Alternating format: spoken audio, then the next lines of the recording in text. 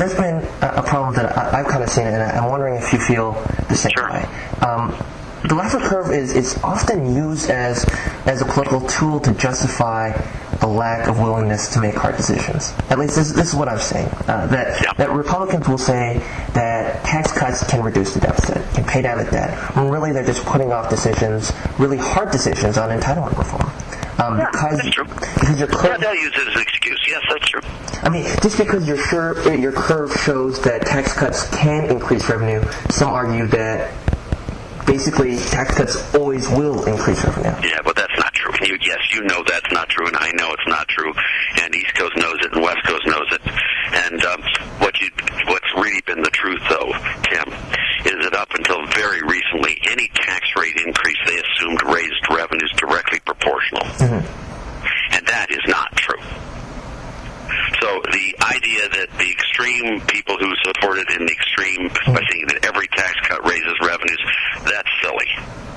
But the other side has been far more egregious in their errors. Is this an extreme point of view, you think? It seems to me like a quite mainstream... I mean, if you go look and talk to the candidates that are running for Congress, or if you talk to some of the incumbents, and you ask them for ideas, a lot of them will say, very, very simply and without detail, tax cuts. And when you ask them why, they'll say, because we want to pay down the deficit. I mean, is this harmful?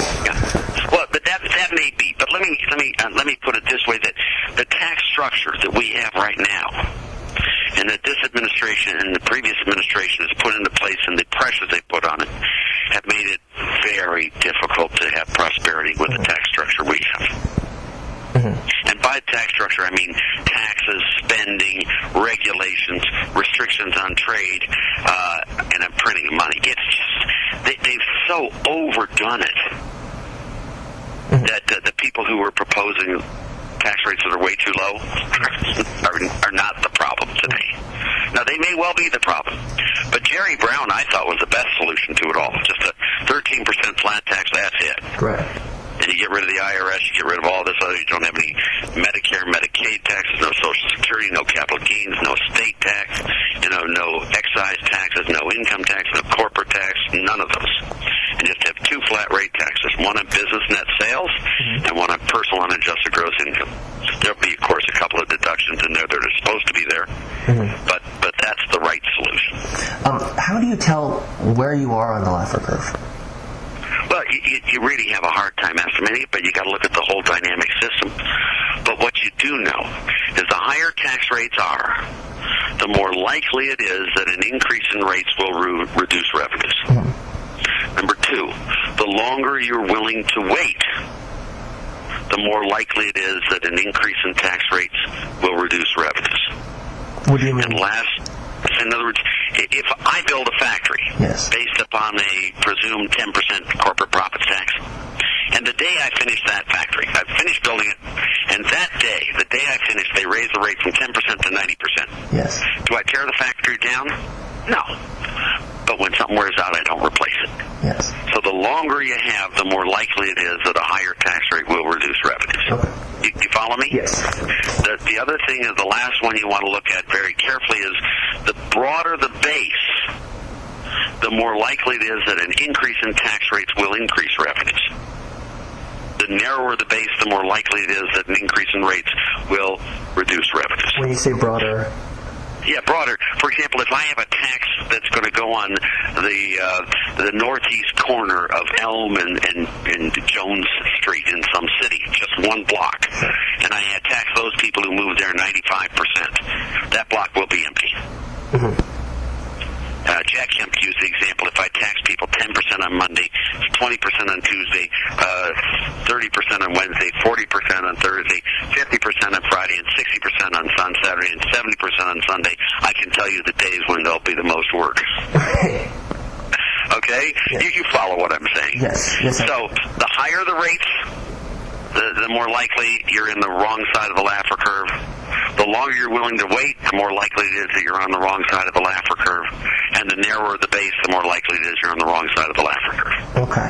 So now you can go on and on from there.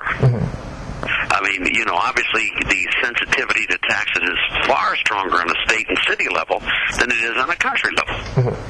And I can go on and on. But we have a lot of information on this stuff. But I would hope our government would act like owners, not like renters. And let's say I can increase tax rates on something and get more revenues for 3 years, and then it costs. Then you get a lot more this year, a little more next year, a smidgen more the year after, and then it costs you a huge amount. I would hope they'd have the common sense not to do it.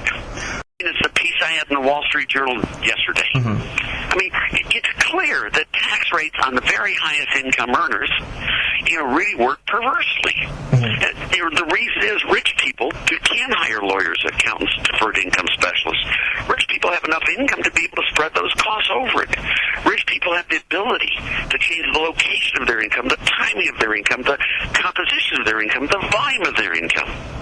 So therefore, rich people are far more sensitive to tax rates than are lower or middle income people. And so therefore, if you raise tax rates on the rich, you really will collect less revenues. You really will. Not because I want it to be true. It is true. That these guys, the one tax cuts they're not going to extend are the rich ones. And they're going to lose buckets of money, and they're going to cause the economy to be a lot worse. If you want to raise money, you got to tax middle and lower income people. That's all there is to it.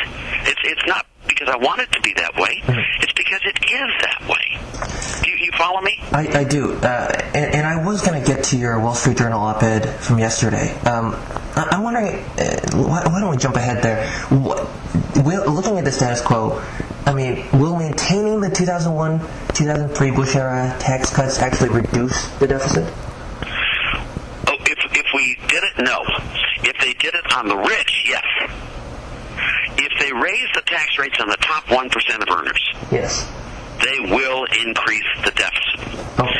If they raise tax rates on the middle and lower incomes, if they get rid of all of the Bush tax cuts, except for the highest rate ones, yes, they would do the best job for reducing the deficit.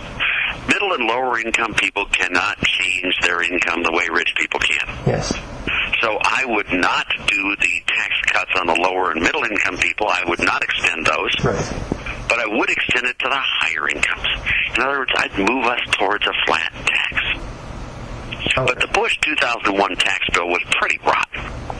And the 2003 had one feature that was good, which was the tax rate cuts on the rich. What do you say? What do you say to critics who might point out that move would be a regressive move? It is.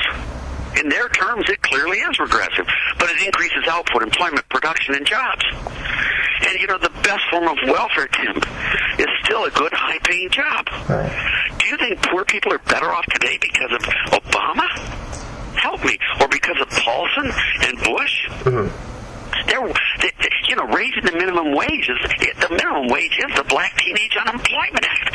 Look at what's happened to Black teenage unemployment rates since they raised the minimum wage. It's disgusting what they've done to the poor and the minority and the disenfranchised, all in the name of trying to help them.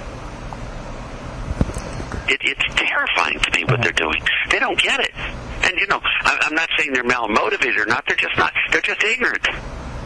And there's no fixing stupid, Tim. If you tax people who work, then you pay people who don't work. You're going to get a lot of people not working. If you tax rich people and give the money to poor people, you're going to have lots and lots of poor people and no rich people. Is that what you want? Of course not. We need to create economic growth. That's the only way to bring the poor up. Benjamin Hooks put it, which I love. He said, blacks are hired last and fired first. The only way we're ever going to get jobs and keep them is if there's so damn many jobs, they have to hire us.